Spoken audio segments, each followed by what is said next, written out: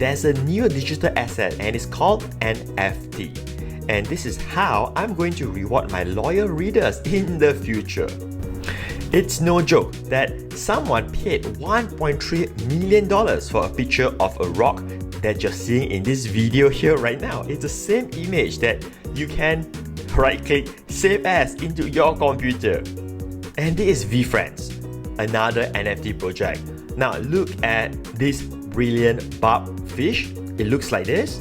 This is now selling for $37,962.63. And how about Poison Park? How does it look like? Well, let's expand the picture here. It looks like this.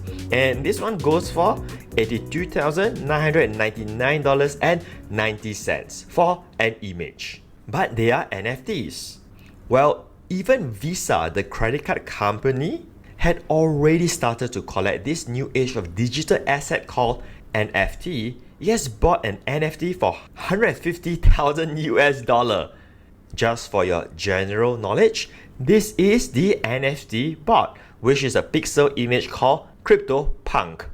Yes, this image for $150,000. In fact, even big brands are already selling NFTs too, adapting to it. Gucci sold its NFT for $25,000 in an auction. This is how the NFT picture looks like. The horses here, yes, that is the NFT image. Do you know Marvel?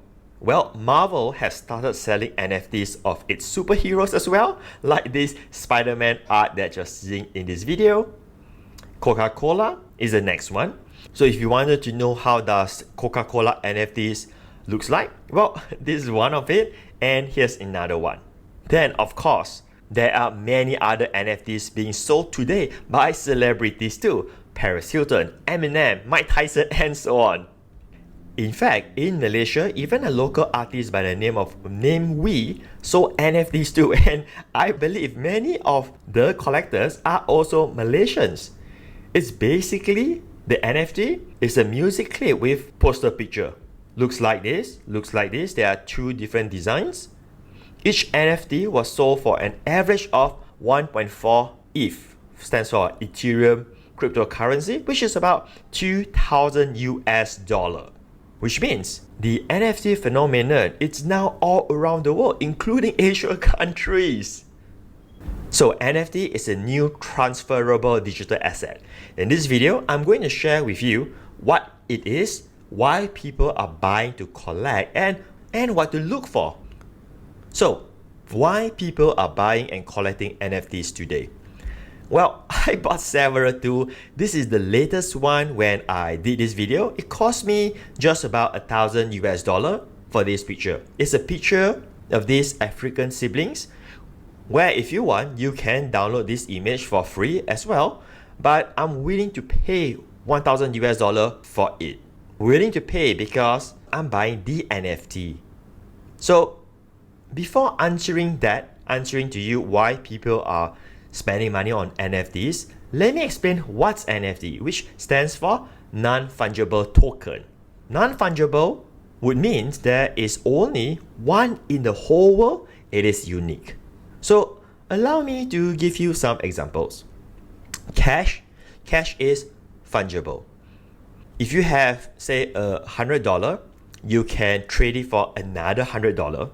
Both holds the exact same value. If you give me your $100 and I give you my $100, right? You have lost nothing because it's the same value. It is fungible. So Bitcoin is fungible too. Yes, Bitcoin is fungible as well. If you send me a Bitcoin and I send you back a Bitcoin, both of these Bitcoins are the same. They both carry the same value. It is not unique. Bitcoin is not unique. Remember, non-fungible is unique. So what is an example of something that is fungible? The real Mona Lisa painting, the one in the museum, is non-fungible. Because there's only one Mona Lisa in the whole world. It cannot be replaced. There's only one. And here's a very good article from Forbes to explain further how is an NFT different from cryptocurrency. So I'm just going to do some quick reading here. NFT stands for non-fungible token. It is generally built using the same kind of programming as cryptocurrency like Bitcoin or Ethereum, but that's where the similarity ends. Physical money and cryptocurrencies are fungible, like what I've shared with you earlier, meaning that they can be traded or exchanged for one another. They are also equal in value. $1 is always worth another dollar. One Bitcoin is always equal to another Bitcoin. Crypto's fungibility makes it a trusted means of conducting transactions on the blockchain. NFTs are different.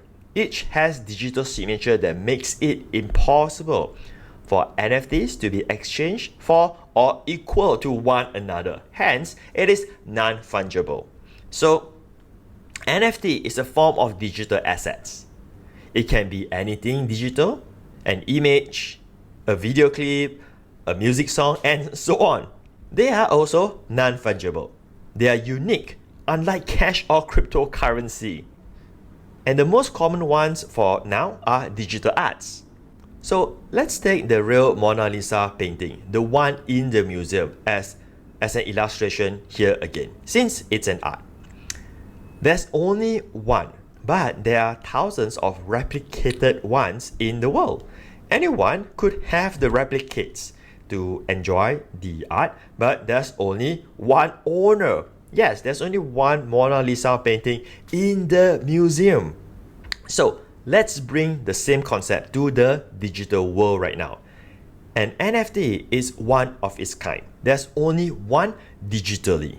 Same concept as the Mona Lisa in the offline world. If you bring it online into the digital world, then it becomes an NFT. So by using the blockchain technology, a digital art owner can now create a smart contract to transfer the digital art over to a new buyer as an NFT. With an NFT, there will be token IDs as evidence to prove it has been transferred to another owner, just like a receipt. So it is stated inside the blockchain ledger, and you will get a certificate of authenticity that will be yours, being authentic on the Ethereum blockchain. Ethereum, it's a cryptocurrency, just like Bitcoin. So NFT are powered by Ethereum blockchain so that all NFTs can be authentic. Now that we understand what's an NFT, let's go back to the question. So why collect NFTs as a new digital asset? Well, there are 4 solid reasons why people are investing in digital assets today, but you must also understand it is now the digital generation where there are new types of assets that are digital. We are moving in a whole different time right now. First, in the digital generation, they are already buying digital assets prior to NFTs. For instance, they are already buying digital assets in apps and games such as in Farmville, Minecraft, etc. They buy armors, outfits, weapons, and so on. All of these are digital, mind you. Try going to eBay and search for Minecraft tokens or swords. You will see people are selling digital goods right now. And right now, the digital generation is booming. So somehow the next generation of people are already trained to buy digital assets, and it's a norm. Next, nowadays the new generation are likely to be trading more cryptocurrency than stocks or shares. They are willing to buy crypto coins, digital assets, even though there is no physical product or sometimes a company behind it. Furthermore, I think the digital generation loves to have more freedom with cryptos. They can see their investment 24/7 and trade, and just at their smartphone. They could be trading even while working or watching YouTube or just doing anything that they like. And then even Facebook has gone into metaverse. Metaverse is where people are connecting, playing, and so on, where digital assets will flourish. If Facebook has changed to Meta, the name, and is also going to that direction of metaverse, it's kind of obvious that digital assets are going to grow tremendously. Why digital assets are valuable? Alright, let me share with you why. I can relate to it to almost the same concept as cryptocurrency of why they are valuable. The first one is durability. This is an asset, digital asset that cannot be damaged and doesn't require maintenance. It is durable. The second one is liquidity. You can sell it right away because again it's digital, doesn't require all kinds of administrative work. Third, limited supply. Any asset that has limited supply will always be more valuable. And lastly, potential of high income. Yes, potential of making money. Interestingly, digital assets work very differently than a physical asset as the value is highly influenced by the social agreement of the market. So let's go through each of these, shall we? The first one is durability. It's an asset that will last forever. The asset doesn't wear off. Imagine if you have an asset that even after 10 years, it is still being preserved well. It's not like a house that if you don't look after it for 10 years, imagine what is going to happen. I can't imagine that, and I wouldn't want to manage a house that is 10 years old that has not been under any maintenance. Next, liquidity. As digital asset, it's easy to convert to cash. Especially with digital asset, there are marketplaces available to immediately sell them. Personally, I like to have assets that I can sell at any time I want.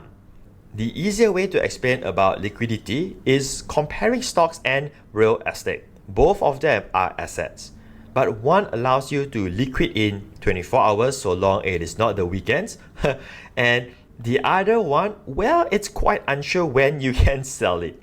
If you have, say, Amazon stocks, log into your stock trading account and you can sell it there immediately, right?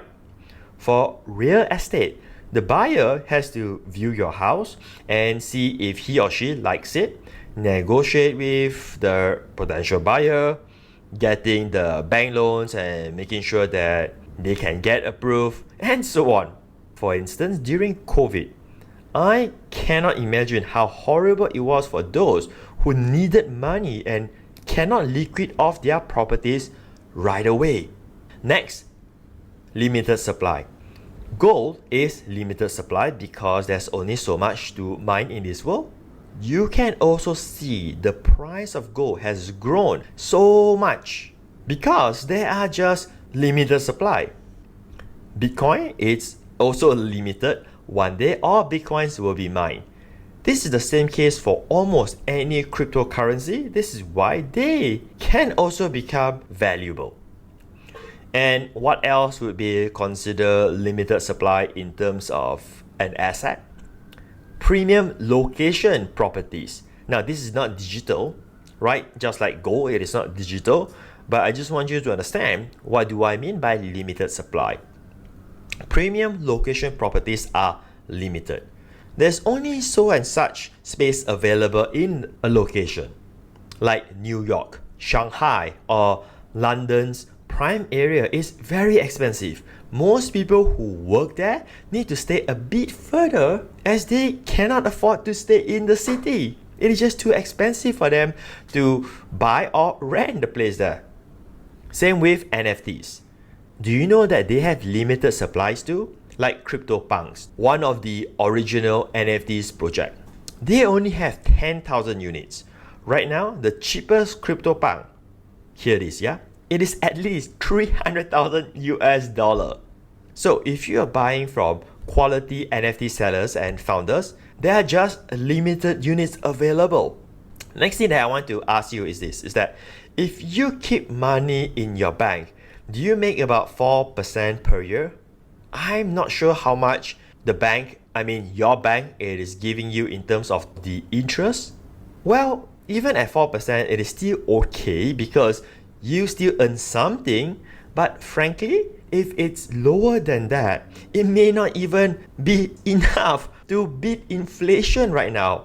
Just my personal opinion, I feel that for the digital generation with digital assets, 4%, it's really not acceptable anymore. Maybe 4% per month instead of 4% per year. Digital assets has high income potential. We all know the story of Bitcoin, right? In 2011, Bitcoin was just about $1. And right now, it has passed over 60,000 US dollar. How much incremental that is? For sure, it is more than 4% a year or even 100% per year. Seriously, the speed of wealth is no longer the same as the past. It is no longer working in a linear line, my friend. Now let's look at this CryptoPunk NFT as a mean to understand high ROI, return of investment. Now, this is not some financial advice. I'm not asking you to blow away 300,000 US dollar on a CryptoPunk tomorrow, but let's see this. Okay, let's expand the stats there. This is the transaction history. The last price of this image, which is an NFT, was $2.3 million for it. Yes, US dollar, 2.3 million. Now, even if you get it at what this guy did for $8,117 here, I think it is still an insane ROI, right? From $8,000 goes up to over $2 million. But I'm going to share with you another shocking truth here right now. Get ready for this. What's even more interesting is this. If you Google for how much were CryptoPunks originally, they cost in between $1 to $34 each.